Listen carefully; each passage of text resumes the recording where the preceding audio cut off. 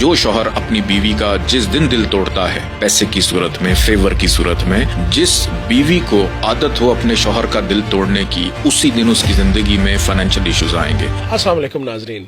آج آپ کو میری سمائل سے لگ رہا ہوگا کہ وظیفہ میری پسند کا ہے، سوال آپ کا ہے، لیکن سید محمد علی زنجانی صاحب، میاں بیوی کے تعلقات میں بھی اتار چڑھاؤ آتا رہتا ہے۔ آپ اس دن تجویز کر رہے تھے ایک ایسا وظیفہ کہ میاں بیوی میں سے جو ایک دوسرے کا دل توڑتا، دل توڑنے کے بعد مانتا کوئی نہیں ہے کہ میں نے دل توڑا یا سامنے والے نے دل توڑا، تو ان میں اس کا اثر بھی آپ کی کمائی پہ، آپ کے رزق پہ یا آپ کے دیگر معاملات پہ پڑتا ہے کہ جو گھر میں یہ جو ناچاکی رہتی ہے؟ بہت شکریہ بخاری صاحب، آپ کا صرف اثر نہیں پڑتا، یقینی طور پہ اثر پڑتا ہے۔ اس کی وجہ یہ ہے کہ ہماری اسٹرالوجی کے اندر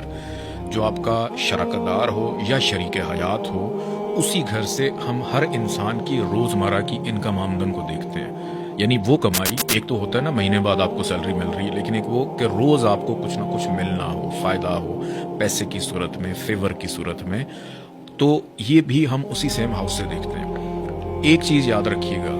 جس بیوی کو عادت ہو اپنے شوہر کا دل توڑنے کی، اسی دن اس کی زندگی میں فائنینشیل ایشوز آئیں گے، یا جو شوہر اپنی بیوی کا جس دن دل توڑتا ہے